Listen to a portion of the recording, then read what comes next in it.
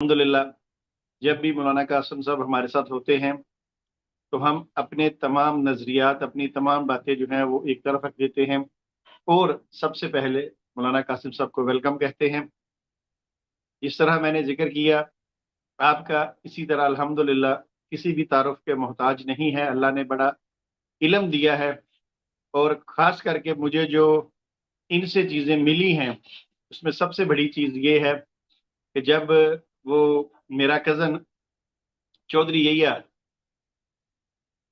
وہ جو یوزی آصف پہ اس پہ گفتگو چلی، تو وہ جو مدعا علیہ کون ہے، مدعی کون ہے، تو ماشاءاللہ مولانا قاسم صاحب نے پوری قادیانیت کے بخی ادھیڑ کے رکھ دی اللہ کے فضل و کرم کے ساتھ۔ تو اس لیے میں لیکچر پر جو تبصرہ ہے وہ مولانا قاسم صاحب کا ہی لوں گا، کیونکہ وہ اس کی ہر بات کو اچھی طرح سمجھتے ہیں۔ مولانا صاحب السلام علیکم ورحمۃ اللہ۔ وعلیکم السلام ورحمۃ اللہ وبرکاتہ۔ تمام احباب کو میری طرف سے، پورے کیسے پینل مزاج ہے کو آپ خاص کے؟ کر ماشاءاللہ شکر الحمدللہ۔ میں بالکل شروع سے آپ کے ساتھ ہوں، جب سے آپ نے ماشاءاللہ پروگرام شروع کیا میں اسی وقت سے آپ کے ساتھ ہوں، لیکن اس وقت جو آپ تبصرے لے رہے تھے وہ مجھے سمجھ نہیں آ رہا تھا کہ یہ کس موضوع پہ لیکچر، تو ابھی ہوا نہیں ہے، تو اس لیے میں انٹر نہیں ہوا۔ اور الحمدللہ میں نے ڈاکٹر صاحب کا پورا لیکچر بہت غور کے ساتھ صرف سنا نہیں بلکہ اپنے پاس اس کے پوائنٹ لکھے بھی، اور ماشاءاللہ بہت ہی اہم۔ ڈاکٹر صاحب کو تو ویسے ہر لیکچر ہی اہم ہوتا ہے، لیکن یہاں آج کی بات تو کچھ اور ہے۔ اس لیکچر کا جو خلاصہ ہے اس کو ہم یوں بھی کہہ سکتے ہیں معیار نبوت کیا ہے۔ اس لیکچر میں ماشاءاللہ معیار نبوت کو ڈاکٹر صاحب نے الگ الگ کر کے ایک ایک نقطے کے ساتھ انہوں نے بیان کر لیا۔ دیکھیے، معیار نبوت میں ڈاکٹر صاحب کے لیکچر کی طرف آنے سے پہلے میں صرف اتنی بات کہہ دوں کہ نبی کی جیسی سیرت ہوتی ہے نا، ویسے نبی کی صورت بھی ان کی نبوت کی گواہ ہوتی ہے۔ نبی کی جو صورت ہوتی ہے، حضرت موسیٰ علیہ السلام کو صندوق میں بند کیا گیا، اور وہ اللہ نے اپنے امر سے فرعون کے محل تک پہنچایا، اور فرعون کی بیوی نے جب اسے دیکھا تو ان کے بچے کے بچپن میں ان کے بچے کی صورت کو دیکھ کر اللہ فرماتے وَأَلْقَيْتُ عَلَيْكَ مَحَبَّةً مِّنِّي۔ نبی کے چہرے کو بچپن میں کوئی دیکھتا ہے تو اس کو نبی کے چہرے پہ پیار آ جاتا ہے۔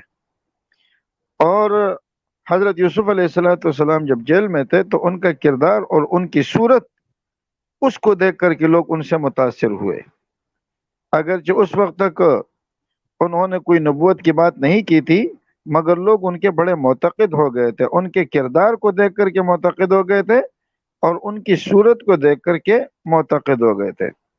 نبی علیہ السلام جب مدینہ طیبہ تشریف لائے تو اس وقت حضرت عبداللہ ابن سلام رضی اللہ تعالی عنہ، جن کو اللہ نے تورات کا علم دیا تھا، تو وہ کہتے ہیں کہ جب آپ علیہ السلام آئے فَلَمَّا اسْتَبَنْتُ وَجْهَهُ، جب میں نے آپ کے چہرے انور کو غور سے دیکھا، عرفت ان وجهه ليس بوجه كذاب، میں آپ کے چہرے کو دیکھ کر میں پہچان گیا کہ یہ چہرہ کسی جھوٹے کا چہرہ نہیں ہو سکتا۔ تو نبی کی جو صورت ہوتی ہے وہ بھی ان کی نبوت کی دلیل ہوتی ہے، نبی کی جو صورت ہوتی ہے وہ بھی ان کی نبوت کا گواہ ہوتا ہے، اور پھر نبی کا جو کردار ہوتا ہے وہ بھی ان کی نبوت کے لیے گواہ ہوتا ہے۔ تو اس حدیث میں گویا معیار نبوت کی طرف ہرقل نے کافی چیزیں بیان کی۔ ایک تو یہ کہ نبی جو ہوتا ہے وہ عالی نسب ہوتا ہے، اور جو اشکالات کسی نبی پر جھوٹے ہونے کے ہو سکتے ہیں وہ سارے اشکالات انہوں نے سوالات کی شکل میں پوچھے۔ ان کا نسب کیا ہے؟ تو نبی علیہ السلام کا جو نسب مبارک ہے وہ شروع سے ہی اللہ تعالی معصوم اور محفوظ کرتے چلے آئے ہیں، پورے خاندان کو آدم علیہ السلام کے زمانے سے لے کر نبی علیہ السلام تک یہ عالی نسب اور لوگوں میں مشہور اور معروف شریف النسب خاندان تھا۔ مرزا قادیانی کی نسب کی اگر آپ بات کریں تو اول تو ان کے نسب کا ہی کچھ پتہ نہیں ہے کہ وہ ہے کیا بلا۔ وہ خود کہتا ہے کہ نہ میں آدم ہوں، نہ آدم زاد ہوں، اور کرم خاکی ہوں، اور انسانیت کی جائے عار ہوں۔ اول تو وہ خود کو انسانیت سے ہی نکال رہے ہیں، کہتے یہ تواضع کے طور پر ہے، تواضع میں انسان اپنے آپ کو انسانیت سے نکالے، ماشاءاللہ بڑی تواضع تھی۔ اور پھر ان کے تکبر کی جو چیزیں ہیں، ادھر تواضع میں خود کو انسانیت سے لے کر کے اپنے آپ کو شرمگاہ تک کہہ دیتا ہے، نعوذ باللہ، اور جب تکبر کی بات آتی ہے تو پھر انبیاء کرام کی اپنے مقابلے میں کچھ سمجھتا ہی نہیں ہے۔ تو اول تو نسب کا پتہ نہیں ہے کہ یہ نسب کہاں سے جڑ رہا ہے، آیا ان کا نسب اولاد فاطمہ رضی اللہ تعالی عنہ کے ساتھ جڑ رہا ہے، یا فارسیوں کے ساتھ جڑ رہا ہے، یا ان کا جو مغل خاندان اور بدلہ سے ان کے ساتھ جڑ رہا ہے، یا چینیوں کے ساتھ جڑ رہا ہے؟ تو پہلے نسب تو بتا دے، تو پھر اس کے بعد ہم اس نسب پہ بات کر لیں گے۔ یا تو نسب ہی ماشاء اللہ۔ مجہول ہے، اس کو کہتے ہیں مجہول النسب آدمی، ان کا تو نسب ہی مجہول ہے، نسب کا ہی پتہ نہیں ہے کہ آیا کہاں سے ہے اور ان کا خاندان کہاں ہے، بیچارے کو خود بھی اس چیز کا کوئی علم نہیں ہے۔ دوسرا کہ آیا ان میں کوئی بادشاہ گزرے؟ تو قادیانی حضرات سے جب ہم بات کرتے ہیں کہ مرزا قادیانی زکوٰۃ نہیں دیتا تھا، تو کہتے ہیں ان پہ کبھی زکوٰۃ فرض نہیں ہوئی۔ پھر جب ہم اعتراض کرتے ہیں کہ بیت المال میں ان پر خرد برد کا الزام ہے، تو کہتے ہیں وہ تو رئیس قادیان تھا، وہ تو رئیس قادیان تھا جی، اس کو مال کی کیا کمی تھی؟ ان کے اپنے باتوں میں اتنے بڑے تضادات۔ تو بادشاہ تو درکنار کہ یہ بادشاہت کا دعویٰ کرے، لیکن بادشاہوں کی جوتیاں ہمیشہ کے لیے یہ صاف کرتا آ رہا ہے۔ اس خط میں آپ دیکھیں نبی علیہ الصلوۃ والسلام نے یہ خط جو نبی علیہ السلام نے لکھا، یہ ابتدائی دور ہے، اور اس ابتدائی دور میں نبی علیہ الصلوۃ والسلام کے ساتھ کتنے ساتھی ہوں گے، لیکن وہ ایک بادشاہ کے سامنے حق بات کو کس طرح دھڑلے سے بیان کر رہا ہے۔ اسی طرح یہاں پر یہ کہ آپ سے پہلے کسی نے دعوی نبوت کیا ہے؟ علامہ صاحب میں جی معذرت چاہتا ہوں، آج قطع کلامی کی معذرت چاہتا ہوں، ویسے میں نے کبھی آپ کو اس طرح ڈسٹرب نہیں کیا۔ جی، علامہ صاحب، آپ مرزا قادیانی اس نے بھی تو خط لکھے ہیں نا آخر؟ تو وہی کہہ رہا ہوں نا، انہوں نے خطوں میں کیا لکھا ہے؟ انہوں نے ملکہ وکٹوریہ کو کبھی دین کی دعوت دی ہے؟ کبھی اپنے اوپر ایمان کے لیے اس کو دعوت دی ہے؟ اس کے تو تعریفات کرتا رہا ہے ساری زندگی۔ نبی علیہ تو الصلوۃ والسلام قادیانیوں نے جو تو جی قادیانیوں کو چاہیے نا، قادیانیوں کو چاہیے ایک طرف یہ خط پڑھیں جو آقا کریم صلی اللہ علیہ وآلہ وسلم نے لکھے ہیں، اور ایک طرف مرزا جی قادیانی کی بھی خط پڑھ لیں۔ وہ خط پڑھ لینا، انہوں نے کون سے بادشاہ کو دعوت دی ہے؟ بلکہ ملکہ بہت اچھا۔ معظمہ اور یہ ہے کہ ذل اللہ فی الارض، اور ان کی برکت سے، وہ تو کہہ رہے کہ ان کی برکت سے اللہ نے مجھے بھیجا ہے۔ یہ عدل ایسا انصاف ہی کا دور تھا تو اللہ نے نبی کو اسی دور میں بھیجنا تھا، اور ان کا تو کلمہ یہی ہے کہ وقت کا بادشاہ ہے ان کی اطاعت کیا جائے۔ مسلمانوں کے اس کا خلاف جنگ میں انہوں نے 50 جی یہ جو آپ کہہ رہے ہیں، جی ایم جی اے کیو مرزا غلام احمد قادیانی کہتا ہے کہ میں ملکہ وکٹوریہ کی وجہ سے آیا ہوں، جی تو اس جی کا مطلب ہے اس کے ابے کا عمل دخل تو ختم ہو گیا نا بیچ میں۔ بس بات ختم ہو گئی نا، اور کیا ہے؟ یہ تو انصاف کا دور تھا، اس کو تو نبوتی عیسائیوں کے دور میں ملی ہے، اور ان کے لیے انہوں نے جو کچھ کہا ہے وہ لمبی باتیں ہو جائیں گی ان کی تعریف میں، جو پل انہوں نے باندھے ہیں، لیکن پورے خط میں کہیں پر آپ کو ایمان لانے کا ذکر نہیں ملے گا کہ اس نے ان کو کہا ہو کہ تم مجھ پر ایمان لے آؤ۔ اور نبی علیہ الصلوۃ والسلام کیا فرمایا؟ اسلم تسلما، تم ایمان لاؤ گے تو امن میں رہو گے۔ نبی علیہ الصلوۃ والسلام تو جب خط لکھتے تھے 3 باتیں رکھتے تھے، یا ایمان لے آؤ، یا جزیہ قبول کرو، یا جنگ کے لیے تیار ہو جاؤ۔ اور مرزا قادیانی کی جرت تھی کہ وہ کسی بادشاہ کو یا ملکہ وکٹوریہ کو اپنے اوپر ایمان کی دعوت دے دیتا۔ نبی کا پہلا کام یہ ہوتا ہے کہ وہ لوگوں کو ایمان اور توحید کی دعوت دے، انہوں نے توحید کی دعوت دینے کے بجائے ان کی چمچگیری شروع کر دی، اور بن کے آئے ہیں نبی۔ نبی تو جڑوں کو پکڑتا ہے نا، اگر بادشاہ ایمان لے آتا ہے تو قوم ساری کی ساری ایمان لے آئے گی۔ انہوں نے بادشاہ کو، کسی ایک بادشاہ کو کبھی یہ کہا ہے کہ مجھ پر ایمان لے آؤ؟ یا اگر تم میں جرت ہے تو ڈاکٹر یحییٰ صاحب اور اس کی ٹیم وہ وہاں کے بادشاہ کو مرزا قادیانی پر ایمان کی دعوت دے کے تو دیکھے۔ یہ تو واہ مسلمانوں کے واہ۔ خلاف لڑ رہے ہیں، ابھی دے کر دیکھو، اب پتہ چل جائے گا تمہارا پیغمبر کی شان کیا ہوتی ہے، کہ وہ امت کو دعوت دینے میں بادشاہوں کو اہمیت دیتے ہیں۔ نبی علیہ الصلوۃ والسلام نے بادشاہوں کو جو خطوط لکھے ہیں تو اس میں دھڑلے سے ان کو غیرت کے ساتھ ایمان کی دعوت دی ہے۔ کسی کافر کے آگے جھکنا تو دور کی بات، آپ نے فرمایا جب کوئی یہودی تمہارے سامنے آ جائے فَاسْتَرُّوهُ إِلَىٰ أَضْيَقِهِ، اس کو راستہ بھی مت دینا، اسے تنگ راستے کی طرف جانے پر مجبور کر دینا۔ نبی اپنی امت میں اللہ کے بعد سب سے زیادہ غیرت والے، بس آسان بات یہ ہے، نبی کون ہوتا ہے؟ اللہ کے بعد سب سے زیادہ غیرت والے۔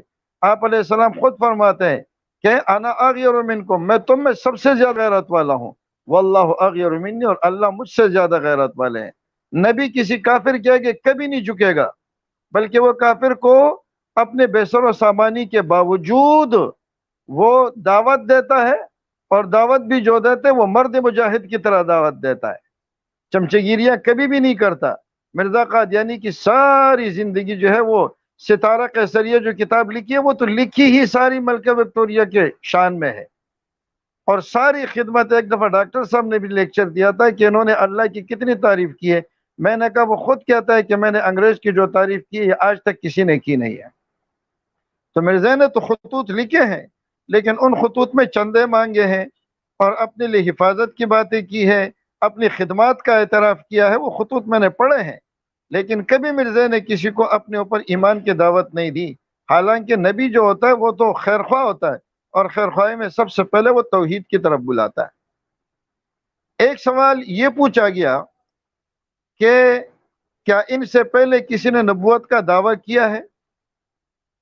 تو بھائی یہ بڑا اچھا سوال ہے، یہ قادیانیوں پر بڑا فٹ آ رہا ہے۔ مرزا قادیانی سے پہلے، بلکہ مرزا قادیانی کے دور میں ہی، دور تو ان کا قریب قریب تھا، یہ جو بہاءاللہ ایرانی تھا، بہاءاللہ ایرانی نے نبوت کا دعویٰ کیا تھا، اور ابھی وہی دور تھا۔ بہاءاللہ ایرانی کے مرے ہوئے شاید کوئی 7-8 سال ہو چکے ہوں گے، اس نے اس کا زمانہ پایا، یہ ہم اثر لوگ ہیں، اور اس 7-8 سال کے بعد مرزا نے نبوت کا دعویٰ کیا، اور دلائل وہی لیے جو بہاءاللہ ایرانی نے دیے تھے۔ تو ہم یہ نہیں کہیں گے کہ اس سے پہلے کسی نے نبوت کا دعویٰ کیا تھا، بلکہ ہم کہیں گے کہ اس سے پہلے بھی ایک شخص نبوت کا دعوے دار تھا، اور اسی سے چوری کر کے یہ بھی نبی بنا ہے، اور یہ بالکل قریبی زمانے میں ہوا ہے، کوئی پرانی بات نہیں ہے۔ یہ تو نبوت کے معاملے میں بھی بہاءاللہ ایرانی سے چوری کر کے جو دلائل اور جو باتیں اس نے کی ہے، یہ چونکہ مذاہب کا مطالعہ کرتا رہا، تو مذاہب کے مطالعے میں یہ چیز جو ان کو ملی تو ان کو پسند آئی، اور پسند آنے کے بعد اس نے وہی چیزیں لے لی، اور نہ صرف یہ کہ اس سے پہلے کوئی جھوٹا نبی گزرا ہے، بلکہ اس نے اس جھوٹے نبی کی نقالی کر کے نبوت کا نعوذ باللہ دعویٰ کیا ہے۔ اسی طرح جو چوٹا پوائنٹ تھا وہ یہ کہ کبھی جھوٹ بولا ہے، کیا یہ کبھی جھوٹ بولتے رہے ہیں؟ تو انہوں نے یہ کہہ دیا کہ نہیں جی، اب تک تو کوئی جھوٹ نہیں بولا۔ مرزا قادیانی نبوت سے پہلے کتنا جھوٹا تھا، اس کا اندازہ اس بات سے ہوتا ہے کہ نبوت کے بعد یہ کتنا بڑا جھوٹا نکلا ہے۔ جو نبوت کے بعد اتنا بڑا جھوٹ بول رہا ہے، تو قرآن پر جھوٹ، حدیث پر جھوٹ، اکابرین امت پر جھوٹ، صحابہ پر جھوٹ، یہاں تک کہ تورات اور انجیل کو بھی نہیں چھوڑا، تورات اور انجیل کے اوپر بھی اس نے جھوٹ بولے، اور اللہ کی شان جو اس نے جھوٹے کے بارے میں فتوے دیے تھے، ان فتووں کی ضد میں یہ خود آ گیا۔ تفصیل کا موقع نہیں، یہ بات بہت لمبی ہو جائے گی۔ اسی طرح آیا کوئی مرتد ہوا ہے یا نہیں ہوا؟ ان سے کوئی مرتد ہوا ہے یا نہیں ہوا؟ تو اس کا مقصد کیا ہے کہ نبی علیہ الصلوۃ والسلام جو دین اور شریعت لے کر آئے ہیں یہ انتہائی آسان ہے۔ دین اور شریعت کی وجہ سے، دین کی سختی کی وجہ سے کوئی آدمی مرتد نہیں ہوا۔ اگر کسی اور وجہ سے کوئی مرتد ہوا ہو تو ہوا ہو، لیکن اسلام کا دین جو ہے، نماز، روزہ، زکوٰۃ، حج وغیرہ، اس کی وجہ سے کوئی شخص مرتد نہیں ہوا۔ کبھی دھوکہ کیا ہے تو دھوکہ اور قادیانیت، قرآن کے ساتھ دھوکہ، حدیث کے ساتھ دھوکہ، تورات کے ساتھ دھوکہ، انجیل کے ساتھ دھوکہ، اکابرین امت کے ساتھ دھوکہ، اڑوس پڑوس کے ساتھ دھوکہ، اپنی امت کے ساتھ دھوکہ، اپنے ماننے والوں کے ساتھ دھوکہ۔ تو جو آدمی نبوت کے بعد اتنا بڑا دھوکہ باز بنتا ہے تو پتہ نہیں نبوت سے پہلے اس کا کیا حال ہوگا۔ پھر نبی علیہ الصلوۃ والسلام کی جو دعوت تھی، تو آپ کی دعوت توحید کی دعوت تھی۔ مرزا کی آج تک تو ہمیں توحید سمجھ نہیں آئی۔ یہ تو کہتا ہے کہ جی اللہ تعالیٰ میرے جسم میں نعوذ باللہ حلول کر گیا، اور مجھے یوں محسوس ہونے لگا کہ اب میں ہی اللہ ہوں، اب مجھ میں اور اللہ میں کوئی فرق نہیں ہے، اور میں ہی کن فیکون کا مالک ہوں، اور میں ہی، یعنی کہ خدائی کے دعوے بھی انہوں نے کر لیے۔ تو دوسرے شرک کو تو چھوڑنا، یہ تو خود خدا کے ساتھ نعوذ باللہ ان کی خدائی میں شرکت چاہتا ہے۔ دوسری بات پاک دامنی، کہ نبی علیہ السلام پاک دامنی کا حکم دیتے ہیں، اور سیرت المہدی اٹھا کر دیکھے تو مرزا قادیانی کی اپنی زندگی ساری عورتوں کی جھرمٹ میں گزری ہے، اور عورتیں بھی ان کے ساتھ کس قدر بے تکلف تھی، اور ان کو ٹانگیں دبانے والی، پاؤں دبانے والی، جھولا جھولنے والی، جبکہ حضرت صاحب جو ہے وہ لنگی میں سویا کرتے تھے۔ اسی طرح تو صلہ رحمی کا حکم، رشتہ داروں کے ساتھ حسن سلوک کا حکم، صلہ رحمی کے بارے میں بھی آپ کو پتا ہے کہ اپنی بیوی کے ساتھ اس کا تعلق کیسا تھا، اپنے رشتہ داروں کے ساتھ اس کا تعلق کیسا تھا، محمدی بیگم کا واقعہ بیچ میں یہ کیوں گھسیٹ کر لایا، تو صلہ رحمی کا بھی پتہ چل جاتا ہے کہ مرزا صاحب کتنے بڑے صلہ رحمی والے تھے۔ نماز کا حکم دیتے ہیں، نمازوں کو تو آپ کو پتہ ہے کہ 16 دن تک یہ مسجد میں نہیں آتا تھا، اور منہ میں پان رکھ کے نماز پڑھا کرتا تھا، اگر پڑھتا بھی تھا مسجد میں آتا تھا تو چیخ کر بے ہوش ہو جاتا تھا اور کالی چیز اس سے نکل جاتی تھی۔ اور نماز کے اندر یہ ہے کہ اشعار پڑھا کرتا تھا۔ تو یہ ان کے نماز کا معیار بھی ہمیں پتہ چل گیا۔ اور اسی طرح سچ، تو سچ کے بارے میں تو بتایا کہ کتنا بڑا یہ جھوٹا تھا۔ کون سی وہ چیز ہے کہ عہد شکنی کے پر آپ آئے تو مرزا قادیانی نے کون سے عہد کیے جو پورا کیا ہو؟ کون سی بات کی جس میں دھوکہ نہ ہو؟ انہوں نے 50 کو 5 بنا لیا، کیا یہ دھوکے بازی نہیں تھی؟ 50 کے نام پہ چندے اکٹھے کیے اور پھر 5 لکھے، تو کیا یہ عہد شکنی نہیں تھی؟ اور ایک بات یہ پوچھے کہ کیا تم سے ان کی جنگ ہوتی رہتی ہے؟ تو بھائی جنگ تو اس سے معلوم ہوا کہ نبی کافروں کے خلاف جنگ لڑتا ہے۔ جب ہی انہوں نے یہ سوال پوچھا کہ کیا ان کی کبھی تمہارے ساتھ جنگ ہوئی ہے، ان کو معلوم تھا کہ انبیاء کرام کی کفار کے ساتھ جنگیں ہوتی ہے۔ مرزا نے تو آ کر جہاد کو ہی حرام قرار دے دیا۔ یہ اس کے جھوٹا ہونے کے لیے کافی ہے، آ کر کے جہاد کو ہی حرام قرار دے دیا، اور ماشاءاللہ سلطان القلم بن گیا۔ جو نبی ہوتا ہے تو ان کو جہاد کی نوبت آتی ہے، جب آتی ہے تو نبی جہاد کرتا ہے، نہ آئے تو پھر نہیں کرتا، لیکن آتی ہے تو جہاد کرتا ہے۔ کیا مرزا قادیانی کے دور میں جہاد کی ضرورت نہیں تھی؟ تو یہ معیار نبوت کی جتنی چیزیں ہیں نبی علیہ الصلوۃ والسلام کو انہوں نے سنا، اور پھر چونکہ بندہ حق پرست تھا تو بول پڑا کہ نہیں جی یہ واقعی اللہ کے نبی ہے، یہ جھوٹے نہیں ہو سکتے۔ تو کردار بنیادی چیز کیا ہے؟ انبیاء کرام کا کردار۔ نبی علیہ الصلوۃ والسلام خود فرماتے ہیں فقد لبثت فیکم عمرا من قبلہ، اس سے پہلے بھی میں ایک لمبے عرصے تک تمہارے درمیان رہا ہوں۔ افلا تعقلون، میرے کردار کو دیکھو نا، میں نے پہلے کبھی جھوٹ بولا ہے، میں نے پہلے کبھی خیانت کی ہے، میں نے کبھی دھوکہ دیا ہے، میں نے کبھی عہد شکنی کی ہے؟ تو سارے لوگ آپ علیہ الصلوۃ والسلام کو ماننے لگے۔ آپ نے اپنا کردار سب سے آگے رکھا۔ اپنے عشیرت اقربین کو جب آپ علیہ الصلوۃ والسلام نے، قریبی لوگوں کو جب بلایا تو ان کے سامنے بھی آپ علیہ الصلوۃ والسلام نے اپنا کردار رکھا۔ یہ واحد قوم ہے کہ جو نہ مرزے کے کردار پہ بات کریں گے، نہ مرزے کے کریکٹر پہ بات کریں گے۔ ان کو شوق ہے تو اجرائے نبوت اور حیات مسیح پر گفتگو کرنے کا ہے۔ اور یہ میں تقریباً اپنے ہر پروگرام میں یہ کہتا ہوں کہ اگر نعوذ باللہ وہ اجرائے نبوت ثابت ہو بھی جائے تو مرزا قادیانی اس سے نبی نہیں بن سکتا۔ اگر وفات مسیح ثابت ہو بھی جائے تو وہ اس سے نبی نہیں بن سکتا۔ آپ پہلے معیار نبوت کو متعین کریں، بلکہ مرزے نے نبی کے بارے میں جو کہا ہے اسی پر بات کر لیں۔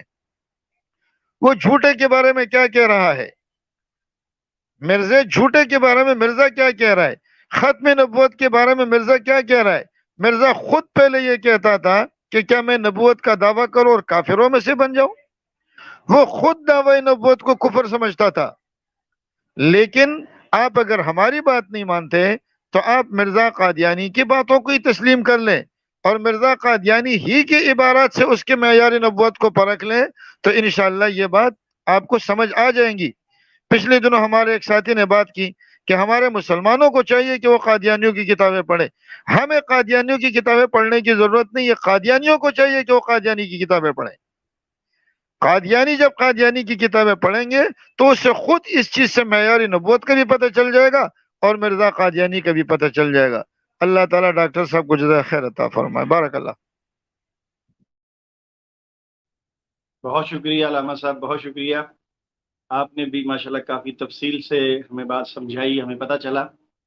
آخر میں آپ نے کہا اللہ تعالیٰ ڈاکٹر صاحب کو جزائے خیر عطا فرمائے۔ میں کہتا ہوں آپ کو بھی اللہ تعالیٰ جزائے خیر عطا فرمائے، ہمارے سارے ساتھیوں کو جزائے خیر عطا فرمائے۔ چلیے، ہمارے ساتھ عبید اللہ بھائی موجود ہیں، تو چونکہ مجھے لگتا ہے کافی ساری باتیں جو علامہ صاحب نے کر دی ہیں، عبید اللہ بھائی کو اپنی کچھ وہ جو باتیں ہمیں بتانی ہیں وہ تبدیل کرنی پڑیں گی، مجھے اندازہ ایسا ہو رہا ہے۔ عبید اللہ بھائی السلام علیکم۔